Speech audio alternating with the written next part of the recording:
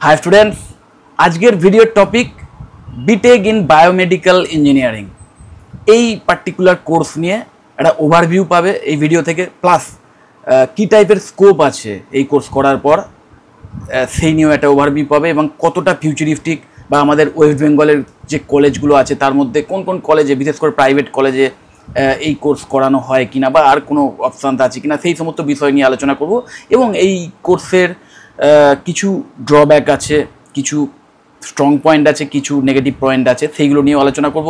মাথায় রাখবে এই কোর্সটা কিন্তু কাইন্ড অফ ইঞ্জিনিয়ারিংয়ের সাথে মেডিকেল সায়েন্স মিক্স, মানে কাইন্ড অফ মাল্টিডিসিপ্লিনারি কোর্স। এবং নিশ্চয়ই জানো আজকের যুগটাই এমন যে মাল্টিডিসিপ্লিনারি স্কিল সেটের ভীষণ ইম্পর্টেন্স। ওকে, তো যাই হোক, প্রথমেই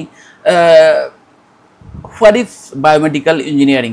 engineering meets medicine, design and develop medical devices, diagnostic tools, bio materials. মানে সোজা কথায় ইঞ্জিনিয়ারিংয়ের যে নলেজ বা ইঞ্জিনিয়ারিংয়ের যে স্কিল সেটাকে ইউজ করে মানুষের শরীরের যে কোনো রোগ ভোগ সেটাকে ডায়াগনোসিস করার ক্ষেত্রে বা অসুস্থ মানুষকে বাঁচিয়ে তোলার ক্ষেত্রে যে টেকনোলজিগুলো একজন ইঞ্জিনিয়ার বানাতে পারে সেই সমস্ত বিষয় নিয়ে কিন্তু এই কোর্স। তো রিয়েল ওয়ার্ল্ড ইম্প্যাক্ট, মানে এটার মাধ্যমে একদম বাস্তব জগতে কি এর প্রয়োগ একবার একটু আইডিয়া নিয়ে নাও। যে প্রস্থেটিক, ওই যেটা বলেছিলাম যে বিভিন্ন ওই কৃত্রিম অঙ্গ প্রত্যঙ্গ তৈরি করা এবং সেটা প্রতিস্থাপন করার যে টেকনোলজি সেইটার বিষয়ে একটা নলেজ পাবে।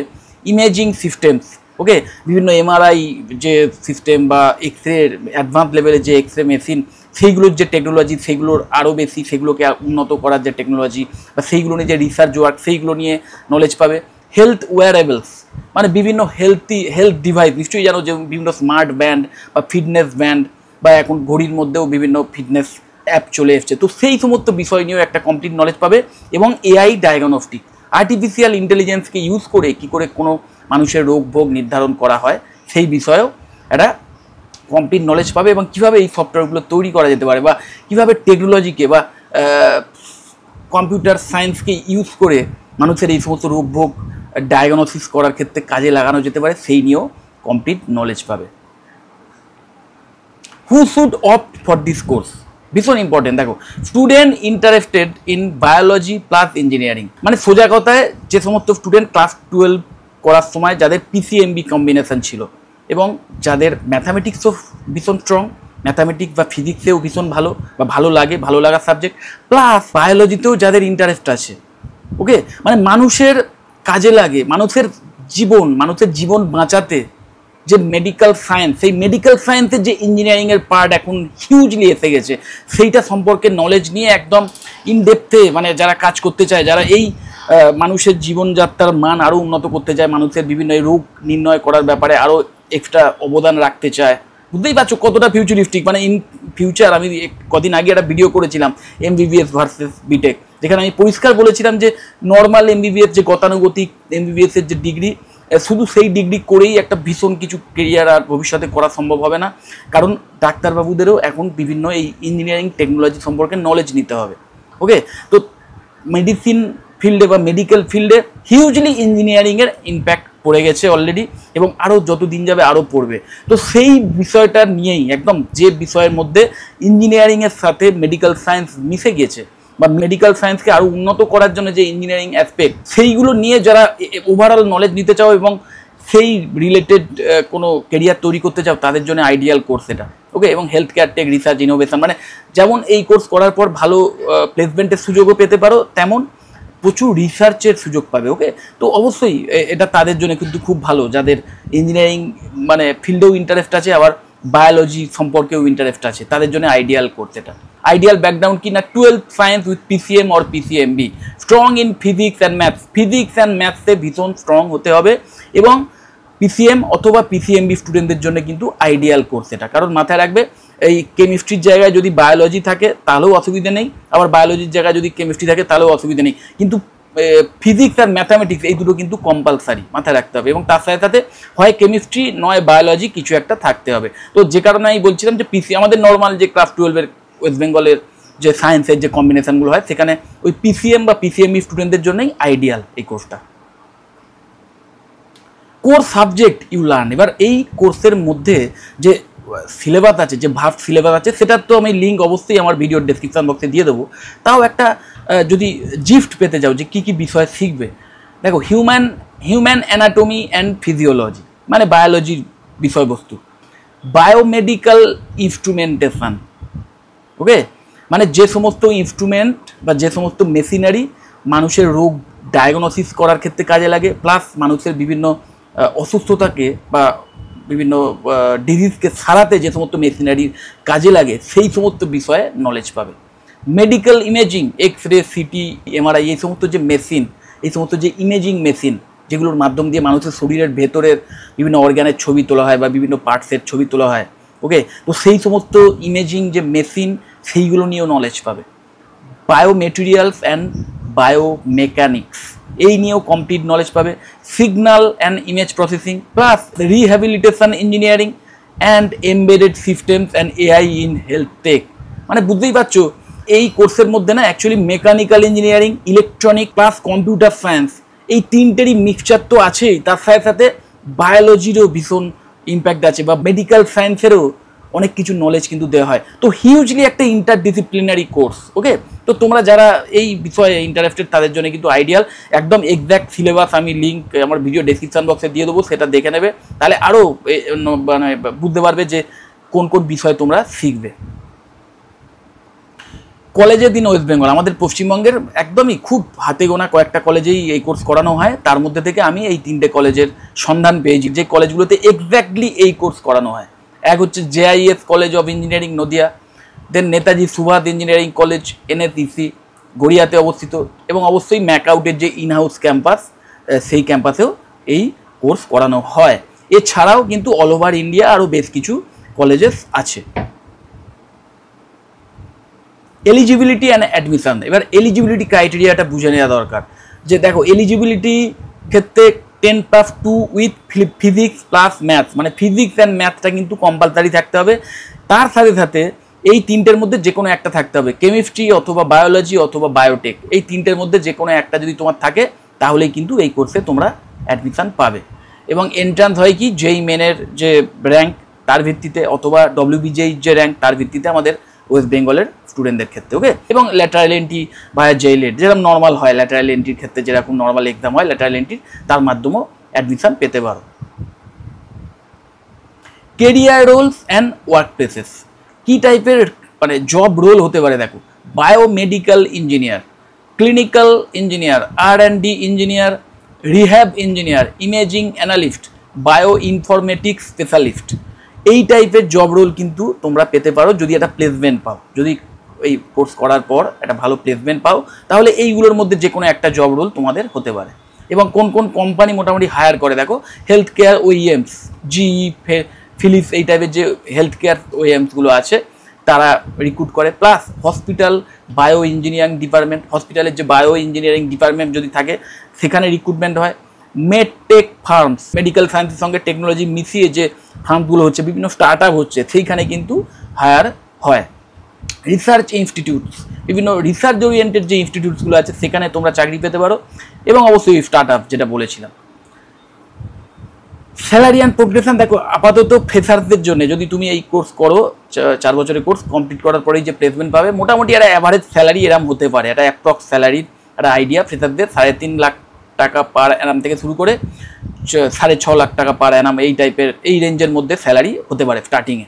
এবং অবশ্যই 5 বছরের বেশি যদি এক্সপিরিয়েন্স হয় এবং যদি ধরে নিই ওই একই তোমার কোয়ালিফিকেশান আছে তাহলে ওই স্যালারিটা তোমার 10 থেকে 18 লাখ টাকা পার অ্যানাম হতে পারে।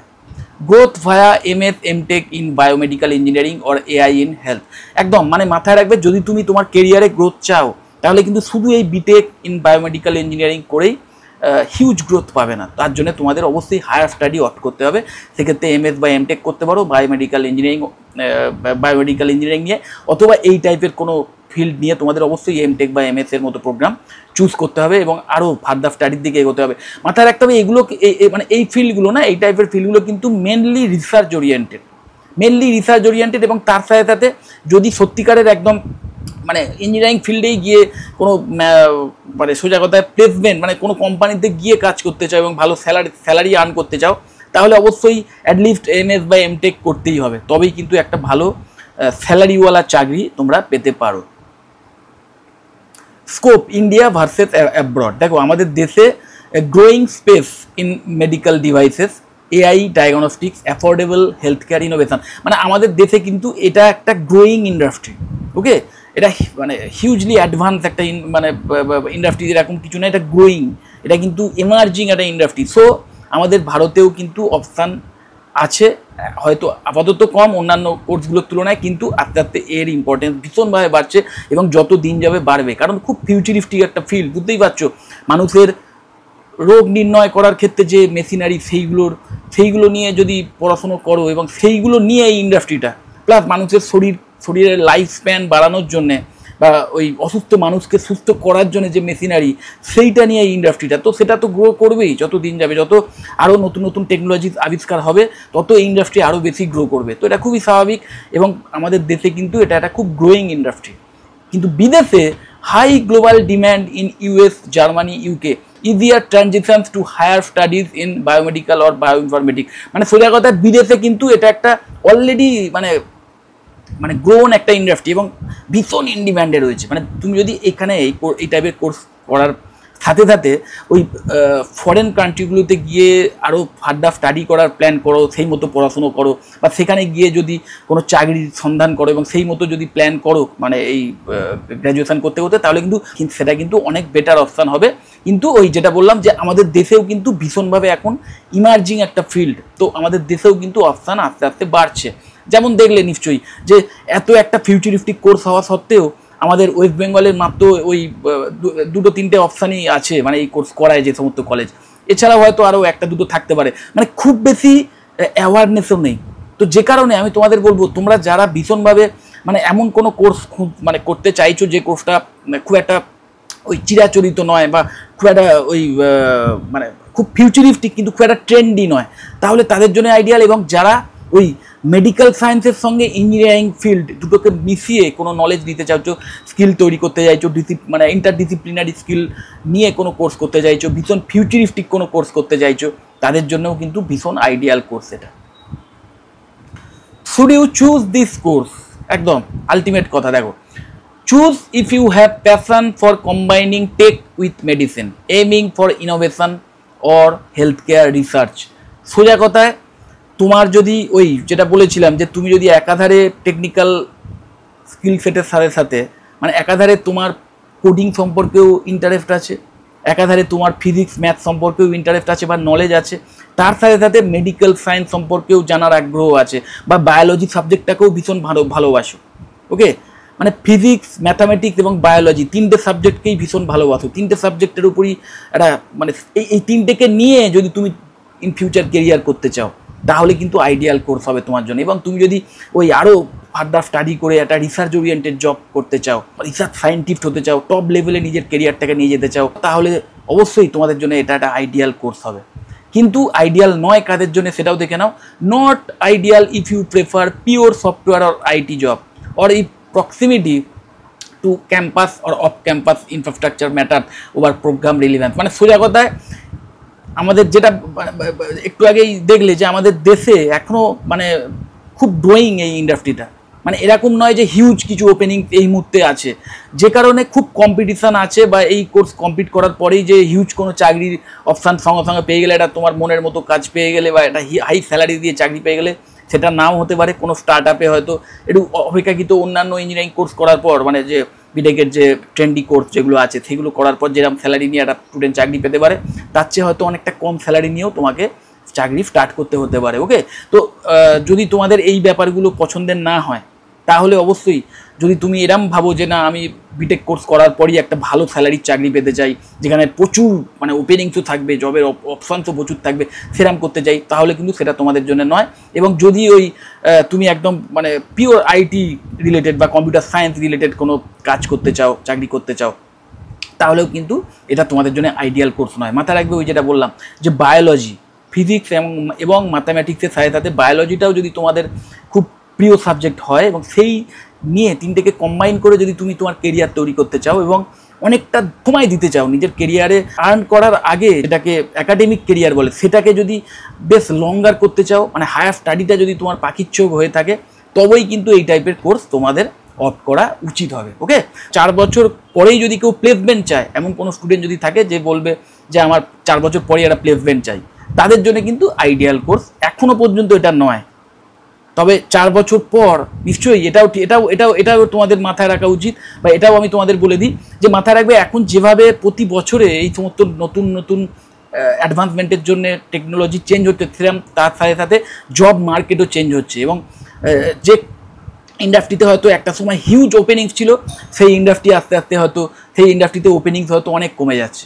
আবার উল্টোটাও দেখা যাচ্ছে যে ইন্ডাস্ট্রি হয়তো আপাতত খুব মনে হচ্ছে যে খুব একটা ওপেনিংস নেই, সেটাও কিন্তু মানে কয়েক বছরের মধ্যেই ভীষণভাবে মানে সেখানে প্রচুর ভ্যাকেন্সি আসবে, বা সেটা ভীষণভাবে ওই মানে ট্রেন্ডি হয়ে উঠতে পারে। তো এটা হতেই পারে যে তোমরা যখন 4 বছর পর এই কোর্স কমপ্লিট করে বেরোলে, তখন হয়তো প্রচুর স্টার্ট আপ বা প্রচুর মানে পুরো স্টেবল কোম্পানি হয়তো দাঁড়িয়ে গেছে, যেখানে প্রচুর ভ্যাকেন্সি এসে গেছে। ওকে, তো তখন তোমাদের চাকরির অপশান হতে পারে। তো মোট কথা আমি তোমাদের সাজেস্ট করব যে তোমরা যদি এই সাবজেক্টগুলোকে ভালোবাসো, দেখো আগের সাবজেক্টগুলোকে যদি ভালোবাসতে পারো, এই ফিজিক্স, ম্যাথামেটিক্স এবং বায়োলজি, 3টে সাবজেক্টকে নিয়ে যদি নিজের কেরিয়ারটা তৈরি করতে চাও, এবং যদি তুমি এই পুরো সিলেবাস দেখে যদি তোমার মনে হয় যে হ্যাঁ এই বিষয়গুলোতেই আমার ইন্টারেস্ট আছে, এইগুলো নিয়ে আমি নলেজ নিতে চাই, এবং এইভাবে মানুষের যে জীবন, মানুষের যে সুস্থতা, সেটা নিয়ে আমি কাজ করতে চাই, মানুষের জীবনযাত্রার মান, মানুষের যে রোগ নির্ণয় করার যে